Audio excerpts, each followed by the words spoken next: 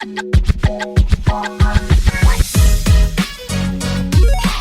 Everyone, welcome back to my YouTube channel. मेरा नाम है अंकिता शर्मा और मैं आ गई हूँ एक और नए वीडियो के साथ। आज हम बात करने वाले हैं कि जब किसी केस में विटनेस को बुलाया जाता है गवाही देने के लिए, जैसा कि आपको पता है कि जब भी कोर्ट्स में मैटर चलते हैं तो विटनेस भी इन्वॉल्व होते हैं, जिनकी स्टेटमेंट्स बहुत ज़्यादा मायने रखती हैं किसी भी केस में एक जजमेंट तक पहुँचने के लिए। तो उस केस में कौन कौन ऐसे विटनेस हैं जो आ सकते हैं कोर्ट में गवाही देने के लिए, और इसके साथ क्या प्रोसेस रहता है उनको बुलाने का, और साथ में क्या चार्जेस हैं या क्या अमाउंट है जो उनको दिया जाता है एक्सपेंस के तौर पे, थोड़ा सा इसके बारे में हम बात करने वाले हैं। तो चलिए वीडियो को शुरू करती हूँ। तो सबसे पहले आपको थोड़ी सी क्लैरिटी दे दूँ कि विटनेस कौन कौन हो सकते हैं। तो अगर हम बात करें कि जैसे पार्टीज अपने फेवर में, जैसे प्लेंटिफ है अपने फैक्ट्स को प्रूव करने के लिए, या डिफेंडेंट है अपने डिफेंस में किसी को एज ए विटनेस बुला सकता है। ये तो हो गए कि प्रोसिक्यूशन का जो है वो विटनेस हो गया या फिर डिफेंस का विटनेस हो गया। इसके अलावा कोई क्रिमिनल मैटर है तो कोई आई विटनेस है जिसने वो क्राइम पूरा देखा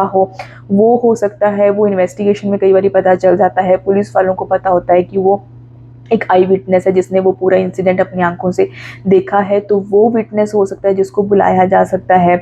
इसके अलावा कोई माइनर अगर है, देखिए माइनर भी बहुत इंपॉर्टेंट है यहाँ पे। कोई माइनर हो जो इस टेंडर एज में हो कि उससे कुछ पूछा जाए तो वो सही से आंसर कर पाए, यानी कि उसको इतनी समझ हो कि उससे क्या चीज़ पूछी जा रही है। तो एक माइनर की स्टेटमेंट भी मायने रखती है। ऐसा नहीं कि माइनर है तो उसकी स्टेटमेंट को इग्नोर कर दिया जाएगा या उसको वैलिड नहीं समझा जाएगा। एक माइनर की स्टेटमेंट भी बहुत अगर ज़रूरी है उस माइनर की स्टेटमेंट रिकॉर्ड करना, तो उस माइनर की स्टेटमेंट भी बहुत ज़्यादा कंसीडर की जाती है।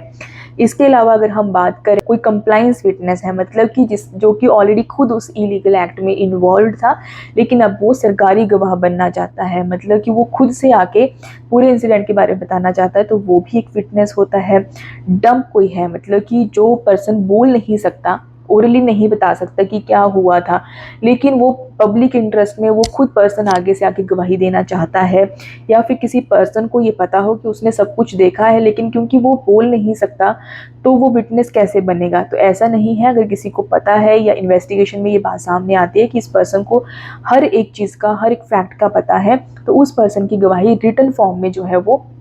ली जाएगी और उसको कंसीडर बिल्कुल किया जाएगा। इसके साथ जो एक्सपर्ट्स होते हैं, प्रोफेशनली कोई एक्सपर्ट्स होते हैं, कोई बैंकर है, कोई डॉक्टर्स हैं, जिनका ओपिनियन बहुत मैटर करता है उस केस को जो है वो एक सही डायरेक्शन देने के लिए, तो उन एक्सपर्ट्स को भी एज ए विटनेस के तौर पे जो है वो समन भेजे जा सकते हैं और वो पब्लिक इंटरेस्ट में बिल्कुल वहाँ पे प्रेजेंट होते हैं अपनी गवाही देने के लिए, या जज को ये चीज़ें समझाने के लिए कि क्या जो है वो इस केस की सही डायरेक्शन है, कि क्या जो जज है वो सही डायरेक्शन में जा भी रहे हैं, नहीं जा रहे। चांस विटनेस है। चांस विटनेस कौन से होते हैं? जो बाई चांस जिन्होंने वो इंसिडेंट जो है वो देख लिया हो, किसी भी तरह से हो सकता है कि मान लीजिए कहीं पे वो कोई इंसिडेंट हुआ, आप बाई चांस वहाँ से गुजर रहे थे तो आपने वो वहाँ से देख लिया, या फिर किसी के घर पे कोई क्राइम हुआ, बाई चांस आप वहाँ पे जो है वो पहुँचे, तो वो ऐसा नहीं है कि आपका कोई इंटेंशन था वहाँ जाने का, बाई चांस आप उस चीज़ के विटनेस बन गए, तो तब भी आप एक विटनेस होते हो और आप खुद से जो है वो जाके अपनी गवाही दे सकते हो।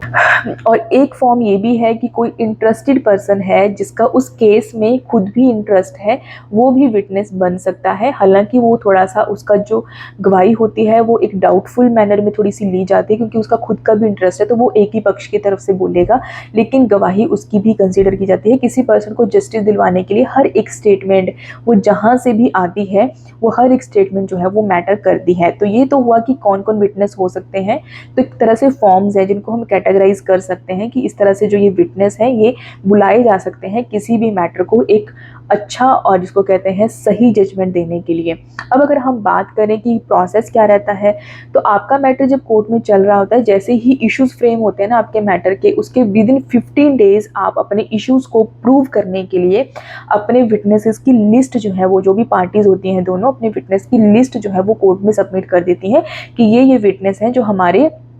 तरफ से आने वाले हैं। अब जो पेमेंट का प्रोसेस है वो कुछ इस तरह से है कि कुछ विटनेस तो ऐसे हैं जो आपके बोलने पे खुद से कोर्ट में आके गवाही देंगे आपके पक्ष में, तो वो पेमेंट आपसे लेते हैं, आने जाने का खर्चा नहीं लेते हैं। वो आउट ऑफ कोर्ट की बात है। भाईचारे में कुछ लोग नहीं भी लेते, या फिर कोई बहुत ही नज़दीक से आ रहा है तो उसको था कि चलो अपनी पार्टी को सपोर्ट करना है, मैं कोई एक्सपेंस नहीं लूँगा। लेकिन जहाँ पे आप कोर्ट में ये एप्लीकेशन सबमिट करते हो कि ये विटनेस आप बुलाना चाहते हो, लेकिन ये आपके खुद के बुलाने से नहीं आएंगे, लेकिन अगर कोर्ट की तरफ से समन जाएगा वो तभी प्रेजेंट होंगे और उनका कोर्ट में आगे गवाही देना बहुत ज़रूरी है। अगर तो उस केस में कोर्ट समन ज़रूर भेजता है, लेकिन उससे ही पहले कोर्ट जो है वो फंड्स जो है वो रखवा लेता है, जो वो एक्सपेंस पे करेगा बाद में विटनेसेस को। तो वो सारे जो फीस है पहले से ही जो है वो पार्टी से एडवांस में एक तरह से डिपॉजिट कर ली जाती है कोर्ट के द्वारा। फिर जैसे ही पर्सन विटनेस बनकर आता है तो उसको उसी दिन जो है वो एक सर्टिफिकेट के साथ वो पर्टिकुलर अमाउंट भी दे दिया जाता है, जो भी उसका एक्सपेंस बनता है आने जाने का, ट्रैवल अलाउंसेस होते हैं, दिन में जो भी खर्चा पानी उसका हुआ वो उस तरह से उसको पे कर दिया जाता है। अब थोड़ी सी समझने वाली बात यहाँ पे ये है कि ये तो चलो पार्टीज़ की बात हुई, जहाँ पे पार्टीज़ ने खुद से बोला कि हाँ इसको बुलाया जाए, समन भेजा जाए, वहाँ पे पार्टी से ही पेमेंट दिलवाई गई उस पर्सन को जो विटनेस बनकर आया। अब अगर हम बात करें कि कुछ ऐसे विटनेस, जैसे कि या तो एक्सपर्ट्स की बात कर लो या फिर कोई ऐसा पर्सन जो कोर्ट को इन्वेस्टिगेशन के दौरान पुलिस वालों से या किसी भी तरह से पता चलता है कि ये पर्सन का जो स्टेटमेंट है वो बहुत ज़रूरी है, ये पर्सन की गवाही बहुत ज़रूरी है मैटर में, और जज को लगता है कि मेरी खुद की क्लैरिटी के लिए और मुझे एक सही जजमेंट देने के लिए बहुत ज़रूरी है इस पर्सन का आकर गवाही देना। उस केस में कोर्ट खुद से उसको समन भेजेगा। उस केस में कोर्ट की तरफ से जो है वो एक्सपेंसेस उसके पे किए जाएंगे,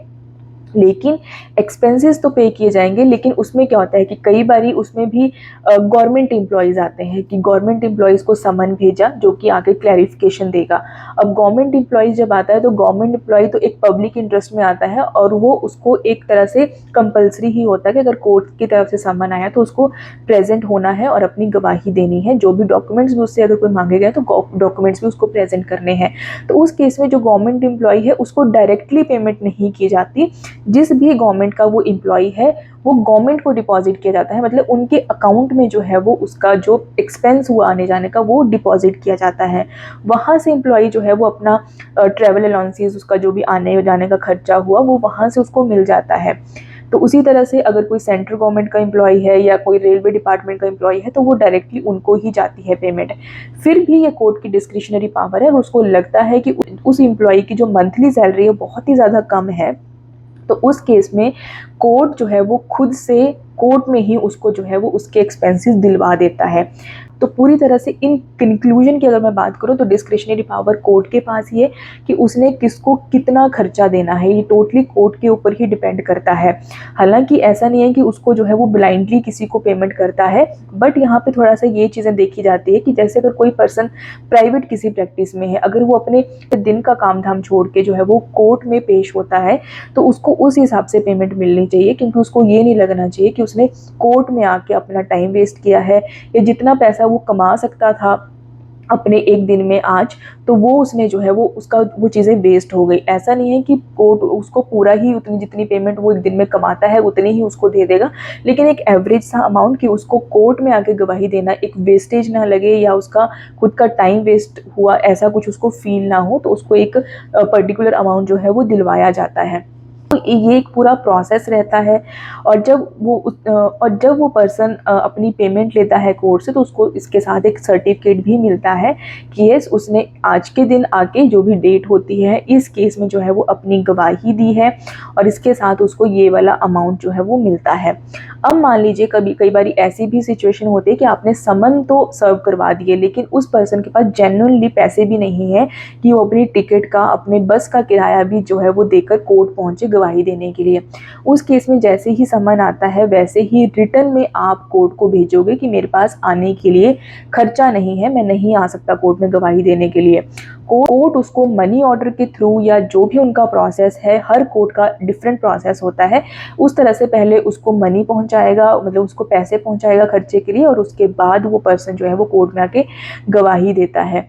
तो आई होप आपको थोड़ी सी चीज़ों की क्लैरिटी ज़रूर मिली होगी मेरी वीडियो से कि विटनेस को कैसे बुलाया जाता है और क्या उनको अमाउंट दिया जाता है। मैं ये नहीं कहूँगी कि बहुत ज़्यादा हाई फाई अमाउंट उनको मिलता है, लेकिन येस उनको एक खर्चा जो भी उनका आने जाने का होता है वो अपना प्रूफ शो करके जो है वो अपना अमाउंट कलेक्ट ज़रूर करते हैं। तो आप भी कभी अगर विटनेस बनकर जाओ या कोर्ट ने आपको कभी समन भेजा हो तो डरने की ज़रूरत नहीं होती कि मतलब मैं क्यों जाऊँ, या फिर क्योंकि आप इंडिया के सिटीज़न हो और पब्लिक इंटरेस्ट में आपको ज़रूर जाना चाहिए गवाही देने के लिए, और इसके साथ आपको आपका खर्चा बिल्कुल मिलता है। तो आई होप आपको थोड़ा सा क्लियर हुआ होगा ये टॉपिक, और अगर इसके अलावा कुछ और पूछना होगा तो कमेंट करके पूछ लेना। अब मैं आपसे मिलती हूँ नेक्स्ट वीडियो में। आज के लिए बाय बाय।